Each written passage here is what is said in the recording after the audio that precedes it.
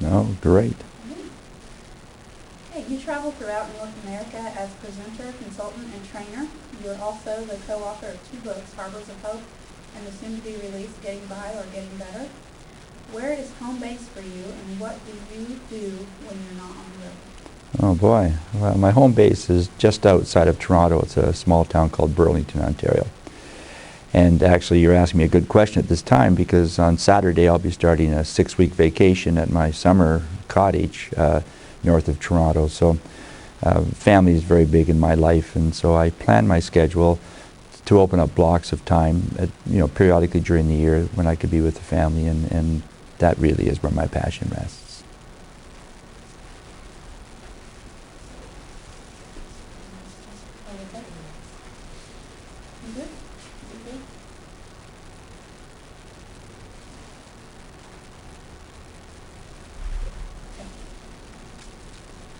As both an author and presenter, your main focus is effective schools research, a body of work that has been around for many years.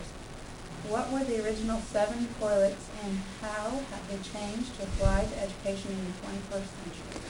Well, the 7 correlates are really the things that you practice, what you're trying to change in schools, the student levels of achievement, attendance, behaviors, and student attitudes. So those are the things you'd like to change, and I don't think there's a teacher that wouldn't want that to happen in their classrooms.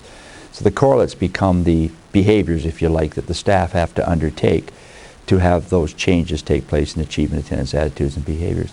And the correlates, in my view, cluster in 2 ways.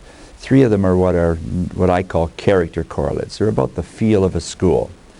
One of the character correlates is a clear, focused mission, which is the notion that a school that is clear on what it's trying to achieve, where it's trying to go, the difference it's trying to make. Those are schools that will, in fact, move forward on those 4 measures.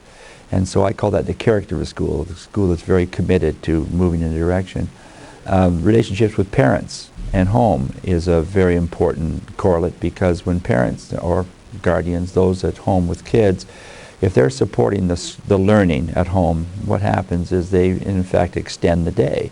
And they ensure that kids get their homework done, that they have opportunities to have conversations about the work. When the report card comes home, there's time taken to discuss that, and so on.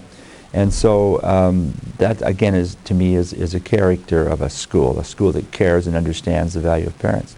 The third character correlate is a safe and orderly environment, which means that the school has created an environment in which kids feel safe, not only physically, bullying, but also emotionally, that they won't be embarrassed by teachers, by other kids. They'll be part of what happens in the school. And it's orderly. The students enter the school in an orderly way. They move through the halls. And we're talking about a prison. We're talking about a sense of an environment in which good learning can happen. So those 3 I refer to as character correlates. They're about the feel of a school.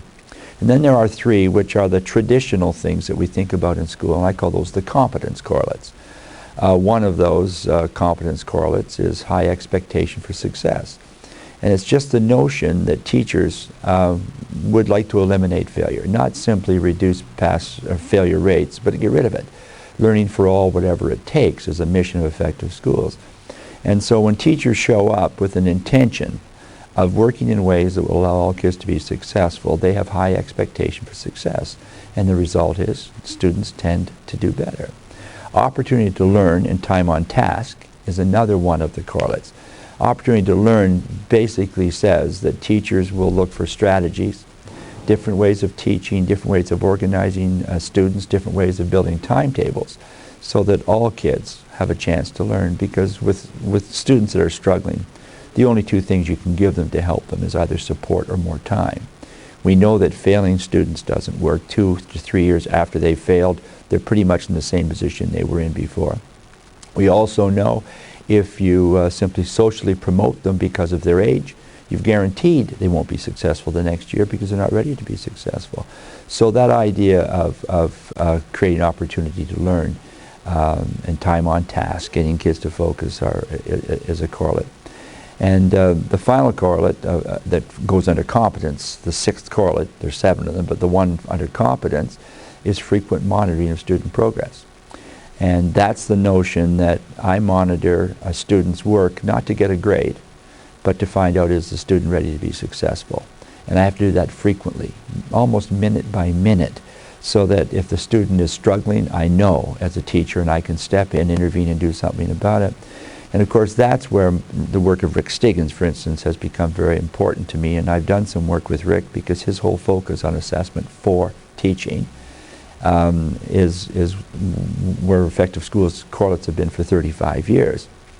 The correlate that is the seventh one that joins the character correlates and the competence correlates together is leadership, instructional leadership. And it's the notion that leadership in a school, whether it be the principal, an individual teacher, a department head, a vice principal, the focus of leadership has to be on instruction, teaching kids successfully. And when everyone takes on the leadership function of making that difference for kids, then the idea of the competence of a school and the idea of the character of school comes together, and that's the link. And that's where I put the PLCs, by the way. When teachers meet in professional learning communities and have conversations about their school, and those conversations are focused on the correlates, those PLCs really become the instructional leadership element in the school. And again, it's why I've been so fond of the work of the DeFores and Bob Ecker, that they really have taken that notion and really made a difference in schools as a result of it. Now, the second part of your question, where are we today? The first generation, and I won't go into it because we could be here the rest of the day, I think you can tell I kind of like this stuff. When the correlates were first put out and first researched, the notion was in good schools you will find absence of certain things, like kids won't feel threatened and bullied, and so there will be no bullying. And so the first generation of correlates were kind of looked at things that shouldn't be there to allow kids to learn. Second generation correlates are much more around presence of things. In other words, if we just take one of the correlates, like, well, take leadership, instructional leadership. Originally it was seen as the principal has this view of instructional leadership and focuses his or her attention on instruction. In the second generation, it's where the PLC and collaboration has come in. It's not just one person. The second generation says everybody has to be part of it. And so what's happened in the second generation, looking at 20th century schools, is the realization that the world has changed since the original work was done. And how do schools build in those things that guarantee the correlates will be a focus? What first drew you to the areas in effective school research? I was a high school principal in Toronto, and I was actually working on my master's degree. And I was interested in teacher conversation. It struck me if I could involve teachers in meaningful conversations and get them thinking about the work they did and sharing ideas, that I could in fact impact the learning taking place in my high school. But it wasn't going really well. I would host a meeting in my high school and the phys ed teachers would be away at a basketball game. The drama teachers would be preparing for the play on Friday night. Other teachers just forgot to come, and the conversations just weren't taking place. So I asked my advisor at the University of Toronto if there is any research going on that would give me some definition so that I could focus the discussion. And he hooked me on to the effective schools work that was being done at that point in Michigan State University. And Larry Lizotte, along with Ron Edmonds and Will Burkover, were the three researchers that were doing the work. And so I communicated with them both in writing and by telephone, found them to be very receptive to me, and found that when they shared the idea of the correlates, and I could begin to say to teachers, well, let's take a look at opportunity to learn. You're a grade 11th grade history teacher. How do you teach history so that all kids have an opportunity to be successful and learn? And it simply gave me a great format to focus teacher discussion. And as I left the school and became an assistant superintendent and then finally a superintendent of schools, it became a way for me to have meaningful conversations with my principals, with teachers, and so it's been with me now for the better part of 35 years. And do you feel your work interconnects professional learning communities and individuals? Oh, completely. I think I've always seen professional learning communities as the vehicle of change. It's the vehicle that allows teachers together to plan, to implement, to adjust and monitor, to have meaningful conversations. But the conversations need to have definition, something to talk about.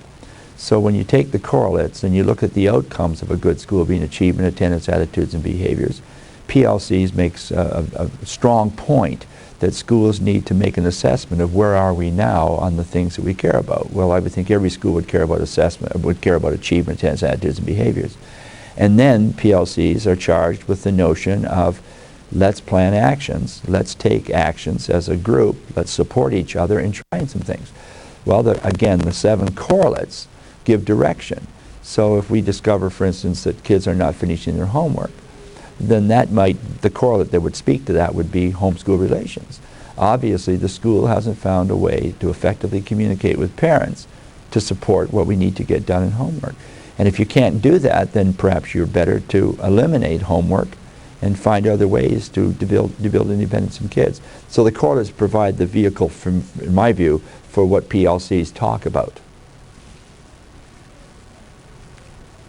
Clearly, you've taken your love for educating students to a whole new level, sharing what you've learned with other educators. What first inspired you to be an educator?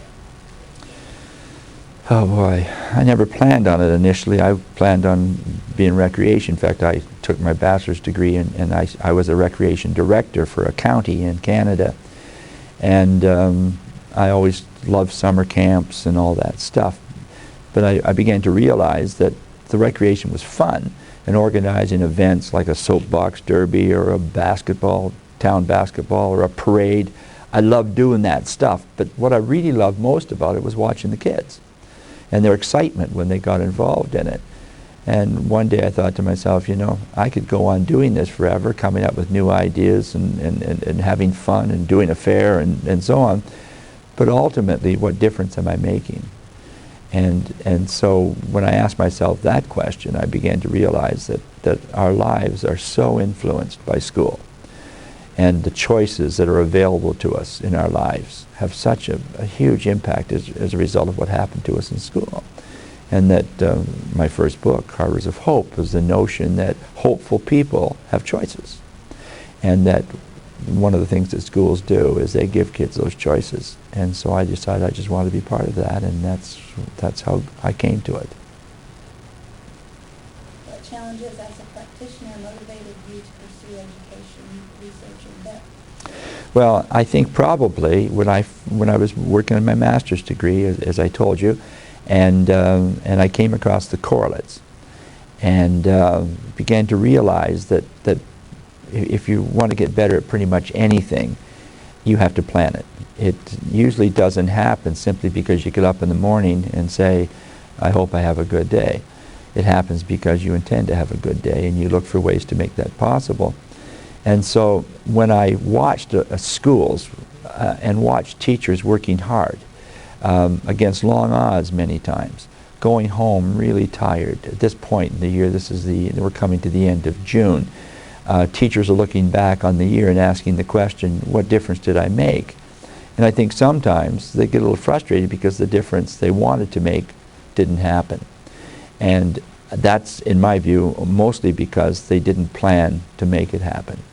And so it struck me that if I could find ways to help teachers plan to be better, not just wish to be better, plan it, that would be a benefit that I could bring to education. And so I designed a planning model, and the planning model has a huge research piece to it, so that people that want to tell me that schools can't get better, I can point out in Harbors of Hope or in the new book, Getting By or Getting Better, there are 17 schools in the new book that can prove to you, without a doubt, they could take you to court and have evidence that they are a school that in fact has created more choices for kids. And so the research piece to me simply focuses energy and moves people in the positive direction.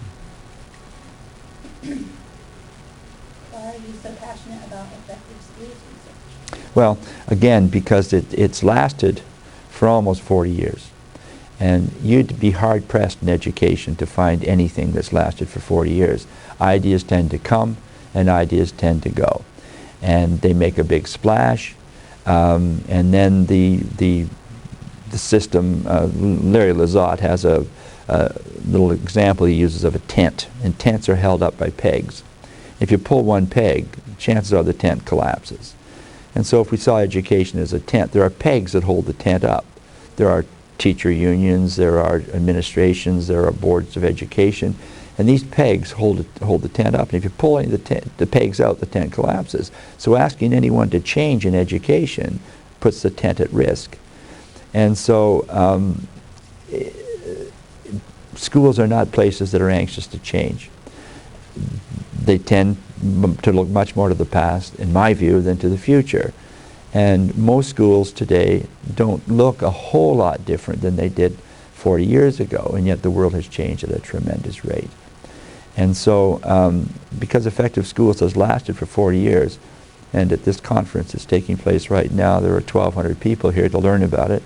I did one in Scottsdale back in March, and I think we had almost 1,000 there.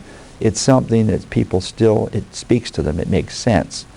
When you say to someone, would you like to improve achievement, attendance, attitudes, and behaviors in students? There's not a teacher that wouldn't say yes. And then say, I have the secret. You do these 7 things. You do more of those 7 things you've been doing, and those scores will change. After doing so many presentations, what is still the most meaningful or thrilling aspect of preparing a keynote or workshop? Well, I see those two differently. A keynote to me is really about inspiration. I don't think I'm going to change anyone's mind as a result of an hour or an hour and a half, but I do think I can impact their heart, that I can make them squirm a little bit when I say to them, you know, you're going to give a test on Monday. Could you fill the marks in right now before you even gave the test? Could you tell me the kids that you know are going to fail that test? And teachers will often say, yeah. And then I'll say to them, well, why would you give the student the test then? If you know they're going to fail it, what value is going to come out of giving them that test?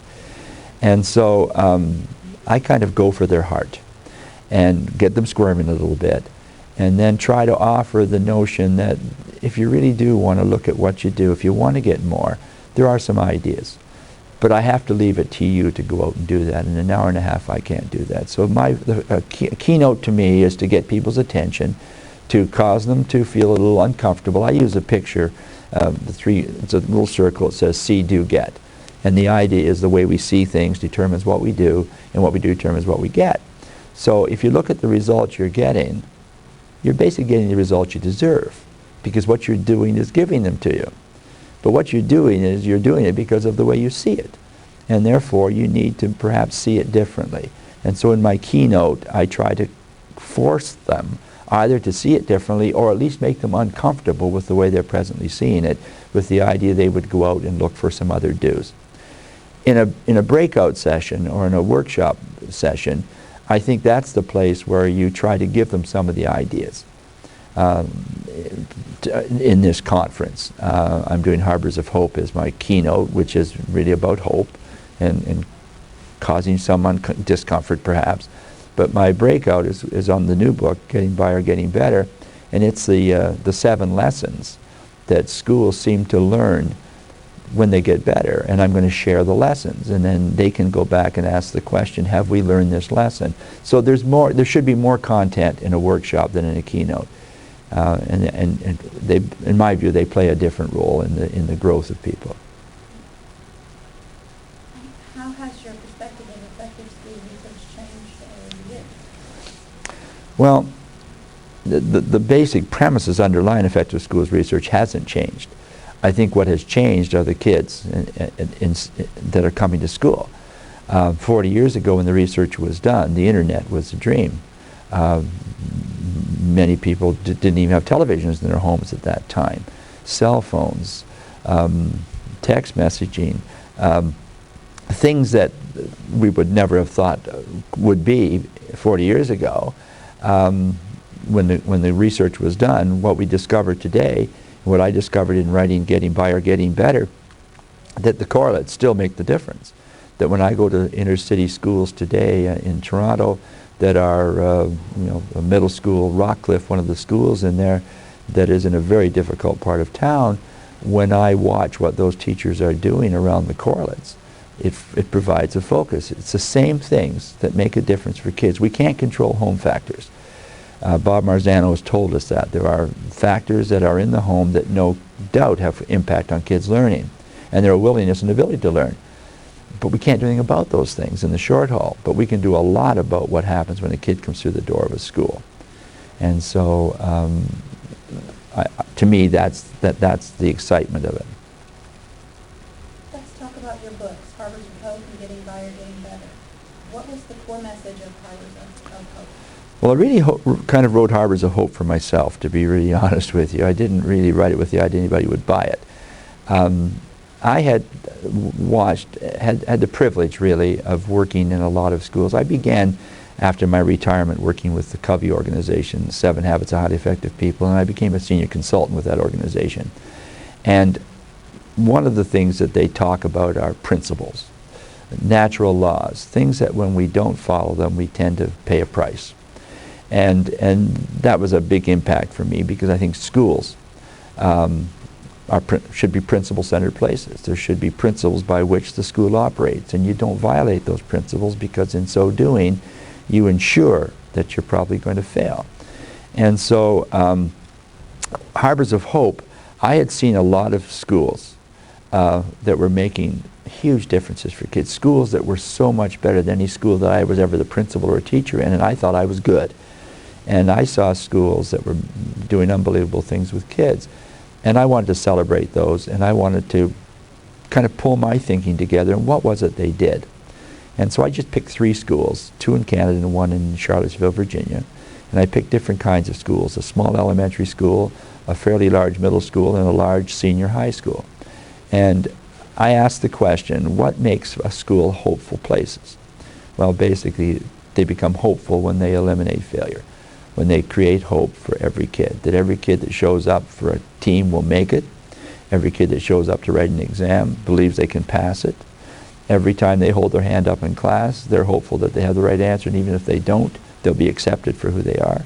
And these schools have a culture about them that says, we care, and we're going to do what's right for you. And I was so inspired by those places that I wanted to tell their stories. And so I told the stories, along with Linda Dyer, by the way.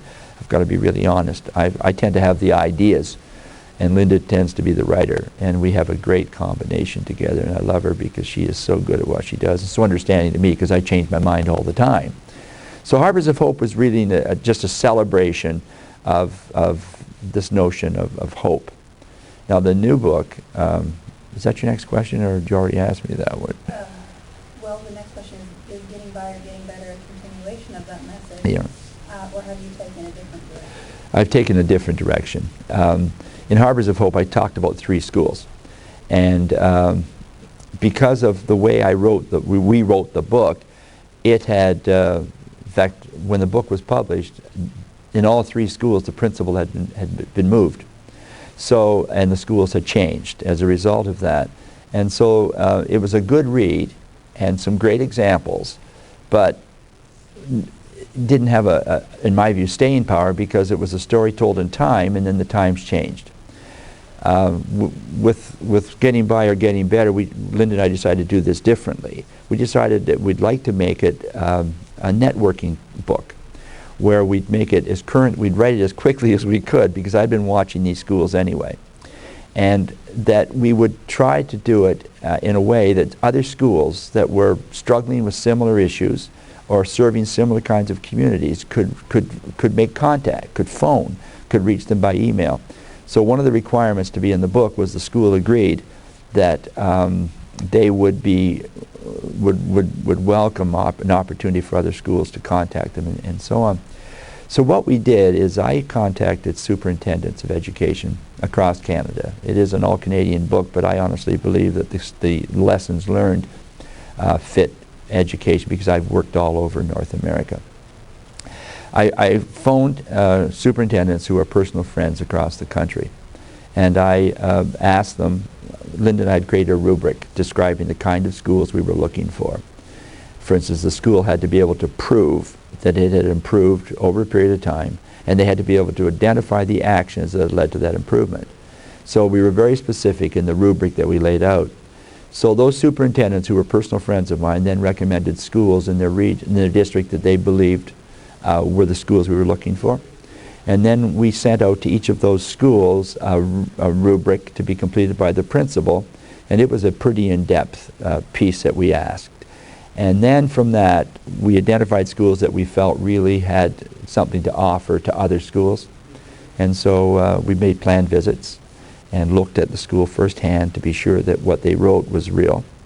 And then we kind of wrote a summary of those schools that we vetted through the principals.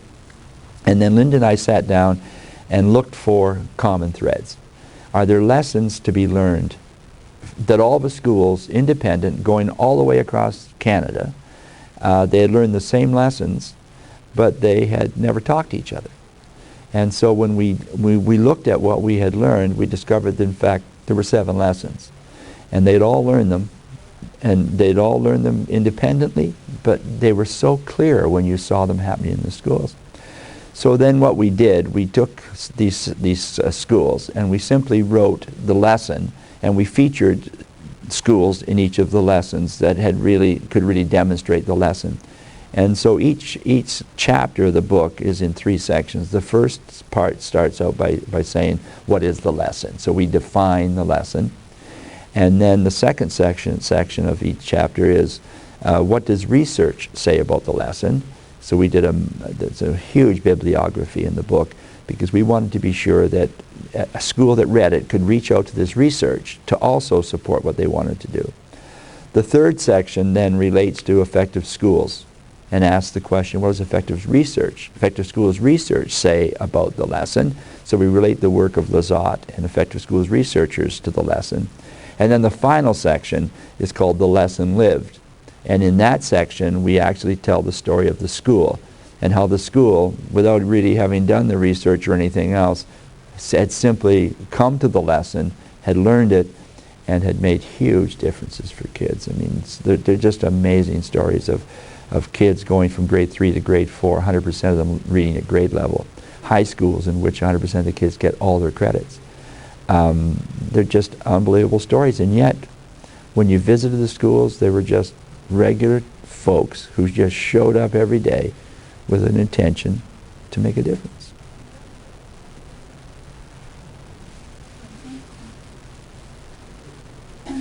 What was it like working as a co-author team with Linda Oakley? Oh, it was a joy.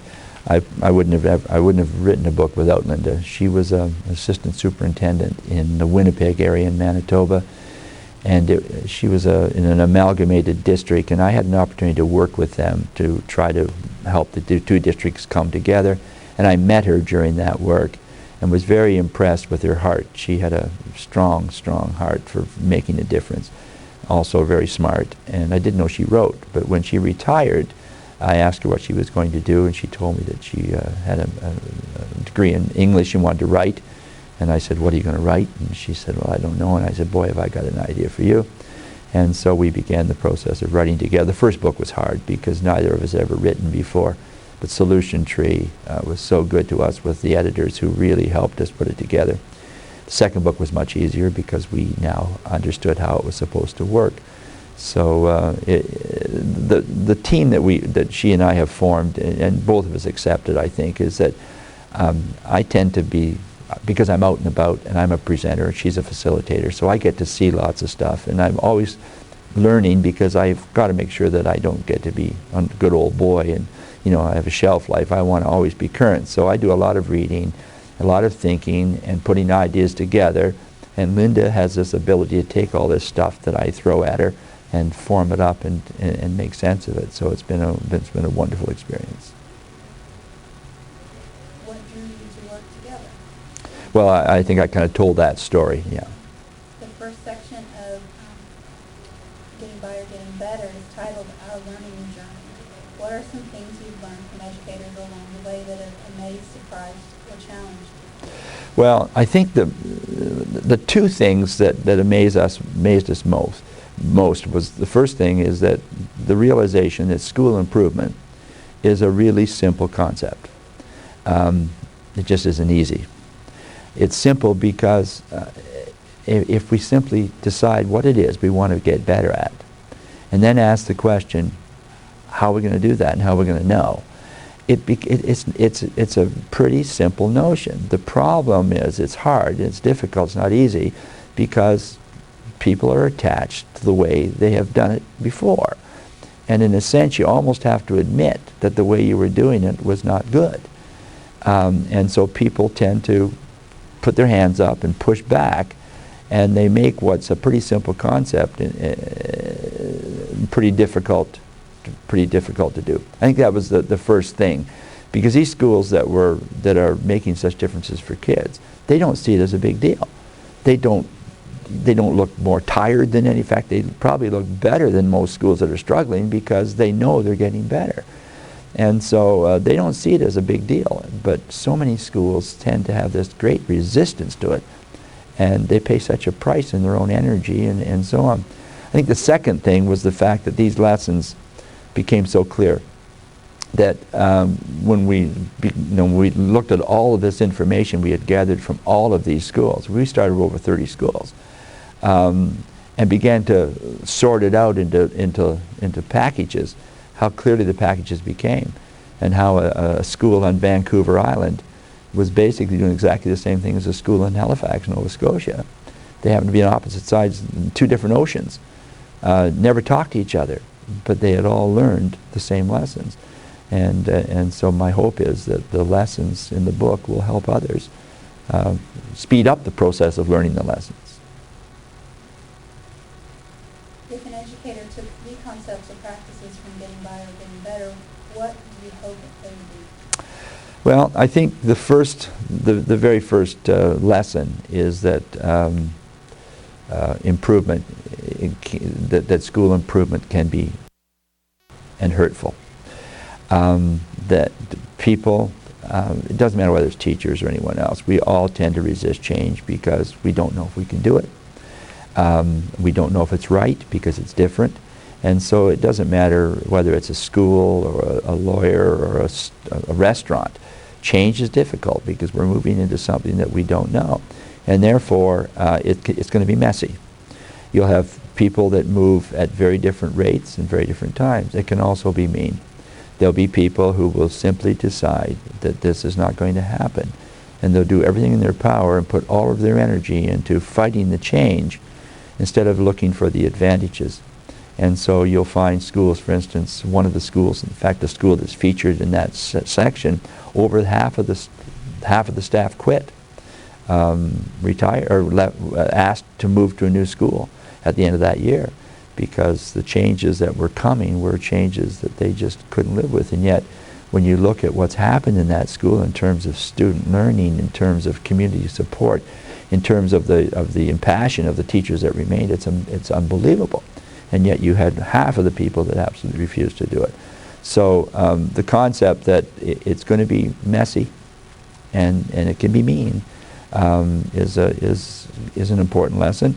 I think the idea of leadership is a takeaway, that if a school is expecting the principal or the superintendent or someone from the central office to change the school, or a consultant, or the Rick DeFore and Becky DeFore to change the school, they're not going to change it. The change will always come from the people that are inside the school. And I believe that they already know enough to do what's necessary if they would only focus their energy and get some agreement on things that they wanted to work on. And so I think that the minute we see leadership as influence, and that all teachers begin to understand that influence happens in their classrooms with their kids, and that the principals and the vice principals and the consulting staff become a resource to support that moment. Once teachers declare themselves to be leaders and influencers, that's a big, huge lesson to be learned. And I guess the third one that would come from the book is the whole notion of measurement. I think that's another piece that tends to frighten people. And it's because we've been all led to believe that you pass or you fail, and that grades have always been important in schools, and moms and dads have looked at report cards, and there's a B plus better than a B, and all of those kinds of things. And so what often happens is that we gather data, which in the book we refer to as critical evidence, because all data doesn't matter, the data that matters is what is critical to making a plan. And how do you move data from being just numbers to being something that you can use to plan? Well, that tends to be resisted in schools because of the mindset of pass, fail, A, B. And so data ends up not being as important as it should be in making a plan, because if you don't use critical evidence to establish a plan, it's almost impossible to prove you've improved. And therefore, you get tired because you don't get this sense that you're making any headway. The minute you learn the lesson that critical evidence is not about evaluation, it's about planning and assessing movement in a positive direction, that lesson changes so much about school improvement. So I'd say those were the three things that I would like people who've read the book to take away and think about. You've achieved a great deal as a practitioner and now a respected researcher, author, and presenter. What goals do you have for the next 10 years? Well, what goals do I have, or what goals does my wife have? Because it reaches a point where you say to yourself, is it time to step aside and let younger people step in? The problem with younger people is that they're all so busy making a living that they don't have the time for the reflection and perhaps the wisdom, have had the experience. And so you go to conferences, and so many of the presenters tend to be older people. And once in a while, as an older person, I sit back and ask the question, am I becoming a good old boy? Am I telling the same stories that I told 2 years ago? And that's always my worry. So I think that my future is really making an assessment of, is what I'm doing still making a difference? And if the answer to that becomes no, then it would be the time to quit. Now, it's interesting because I've just hooked onto a brand new thing for me that's got me all excited again, called Smart Skills. And in fact, I was just down at Solution Tree talking about it a few weeks ago. So my passion is still there for making schools better places.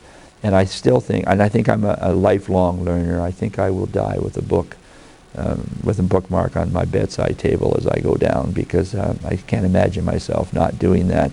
So as long as I feel that I'm contributing and that I'm learning and that I'm sharing my learning in meaningful ways, I'd like to go on doing what I do. But there has to be a time when I say enough is enough. What is the legacy you wish to leave? Well, that's a good question, because my dad had a saying. He says, it's not what you take with you that matters, it's what you leave when you go.